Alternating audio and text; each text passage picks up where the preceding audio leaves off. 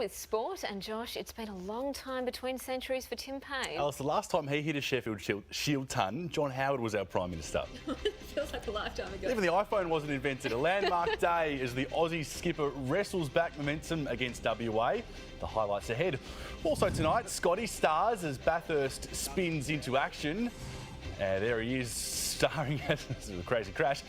And a heartbreaking finish on a drama-filled day at Caulfield.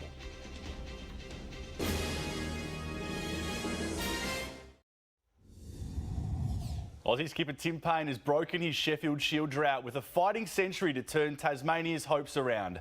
Payne reaching 121, showing patience and poise in a 208 ball knock.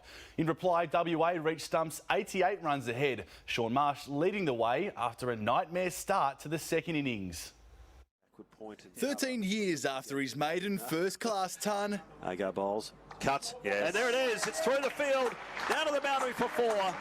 Magnificent innings from Tim Payne. The Aussie skipper again raising his bat on the Sheffield Shield stage. With Justin Langer watching on and wickets falling around him, Payne kept a cool head. And it's well up and driven back down the onside. Lovely shot, that's 4. Debutant Lawrence Neil-Smith also handy with the bat. Drives nicely through the covers and pierces the field. The number 10 soaking up pressure in Tasmania's crucial 111-run stand. Payne's dismissal soon bringing their innings to an end, holding a lead of 60 over WA when Tassie's good fortunes rolled on. And there's a kip. First ball, he's clipped it straight to leg slip. The Marsh brothers teaming up with a pair of half-centuries. Shaun Marsh surviving a scare in the final over before stumps. Shaun Marsh, oh, he's going to be caught. No, he dropped it. Oh, Jackson Byrne at first slip. Payne's understudy has done his test hopes no harm. And that is a third first-class century. Alex Carey's century brought up in 99 balls, 188 not out from Tom Cooper, helping South Australia avoid the follow-on against Victoria. Trade news now, and Richmond forward Dan Butler has become the 5th player to nominate St Kilda as his preferred home in 2020. The 23-year-old, who was left out of the Tigers' most recent premiership side, managed just 7 games this season. But the Saints' priority remains with docker Bradley Hill, followed by Port Adelaide pair Dougal Howard and Paddy Ryder. Just 4 days of negotiations remain before Wednesday's deadline. Trevor Gleeson believes a 27-point thrashing of Illawarra is a step in the right direction towards building a more unselfish Wildcat side. Bryce Cotton lit up the stat sheet, finishing with 28 points and 7 assists, but it was the strong defensive efforts which caught the coach's eye. It's how the team plays together. You know, we've got to get better as a team, defensively better as a team. If there's a trap, what's our counters, and get some rhythm out there. And that's when you get a team playing at its peak. And I thought we took a step towards that.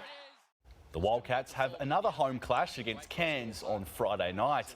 Well, he's been far too fast all season, and it was no different for Scott McLaughlin at Mount Panorama today. The Mustang star smashing his own lap record in the top 10 shootout to secure pole in tomorrow's Bathurst 1000.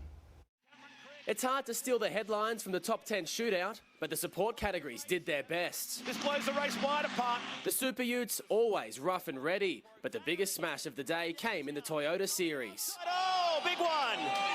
Peter Vodanovic up and over in a big way.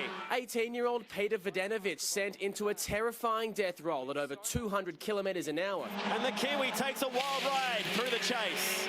Unbelievably, he wasn't hurt. Supercar drivers also struggling in practice. Oh, quite a sizable hit.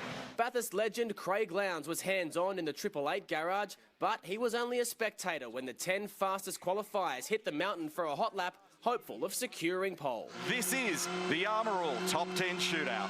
The rain just held off, drivers squeezing every millimetre out of the track. This is a tonne and a half of Mustang doing its best to escape from underneath Cam Waters. Cameron Waters set the early pace, holding off heavyweights like Whincup and Van Gisbergen. He was edged out by Chaz Mostert, but as has been the case all year, everybody was chasing one man. Scott McLaughlin, a class above, flying around the mountain for his second Bathurst pole and another lap record. Is this good enough for pole? The answer is yes. He's done a blinding time. It's a 2-minute 3.3. That is completely berserk. Bloody hell. Let's just finish off Sunday now. Jesus Christ. I was hanging on for dear life there, boys, but oh, Jesus Christ. Luke Duffy, 9 News. WA veteran Blackheart Bard has come narrowly close to another thrilling Group 1 win at Caulfield. The Lindsay Smith-trained 9-year-old taking it right up to the internationals, while a super effort helped seal the Guineas. Inches away from nailing a Caulfield Stakes stunner. Blackheart Bard from Cape of Good Hope. Bard's kicking. Blackheart Bard, Cape of Good Hope. They've hit it together. Photo finish. Blackheart Bard falling on the wrong side of the photo finish, leaving Cape of Good Hope to secure a Cox Plate berth. The Spring Carnival producing its first breathtaking moments in the very next race. Alligator blood stopping Super Set from the clouds. It's close. Super Set has put in a mighty lunge. Super Set's barnstorming Guineas triumph, pure delight for Connections and jockey Mark Zara. See, that first glass of champagne tonight's going to go down very nicely. The Wallabies have lost their last 6 meetings with England, but ahead of their World Cup quarter-final, coach Michael Checker isn't concerned. It doesn't matter, you know, all the different things, who's had a week off, who's had a week on, who's been resting, who hasn't. It'll all come down to what happens on kickoff. Kurtley Beale is in serious doubt, however, after suffering a nasty concussion in the 27-8 win over Georgia. And ahead of next year's Olympics, Paddy Mills has opened up on the Boomers' World Cup devastation. There's nothing else to say other than disappointing, other than the fact that this is part of the journey. To be honest with you, I can't see anything past a gold medal for Australia. Mills will wear special Indigenous design shoes for San Antonio in the upcoming NBA season. And finally tonight, a mammoth piece of sporting history has just been accomplished. Olympic champion Eliud Kipchoge running the world's first ever sub-2-hour marathon, clocking in at 1 hour, 59 minutes and 40 seconds.